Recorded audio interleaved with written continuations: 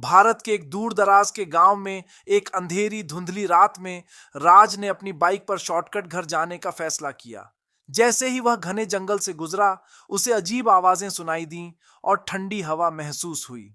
अचानक उनकी बाइक की हेडलाइटें टिमटिमा उठीं, जिससे सड़क के बीच में सफेद साड़ी में खड़ी एक भूतिया आकृति दिखाई दी। भयभीत होकर राज उससे बचने के लिए पीछे मुड़ा, लेकिन नियंत्रण खो बैठा और दुर्घटनाग्रस्त हो गया। स्तब्ध लेकिन सुरक्षित, उसने चारों ओर देखा और पाया कि उसकी बाइक गायब थी और वह व्यक्ति आ रहा था। राज घबरा गया और जंगल में भाग गया। प्रेत की भयानक हंसी उसके पीछे गूंज रही थी। उसकी नजर एक पुरानी परित्यक्त हवेली पर पड़ी और उसने उसमें शरण ली। वह भयभीत हो गया जब उसे एहसास हुआ कि दीवारें उसी भूतिया महिला के चित्रों से सजी हुई थीं। भागने के लिए बेचैन राज को तहखाने की ओर जाने वाला एक छिपा हुआ दरवाजा मिला। जैसे ही वह नीचे उतरा, हवा ठंडी हो गई और उसे अपना नाम पुकारने की फुसफुसाहट सुनाई दी।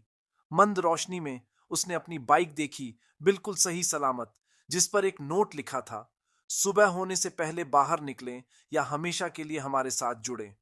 राज जल्दी से अपनी बाइक पर चढ़ा और तेजी से आगे बढ़ गया। भूतिया आकृति उसका तब तक पीछा करती रही जब तक कि वह सुबह होने पर जंगल से बाहर नहीं निकल गया। उसने पीछे मुड़कर देखा तो वह आकृति सूरज की पहली किरणों के साथ गायब हो गई।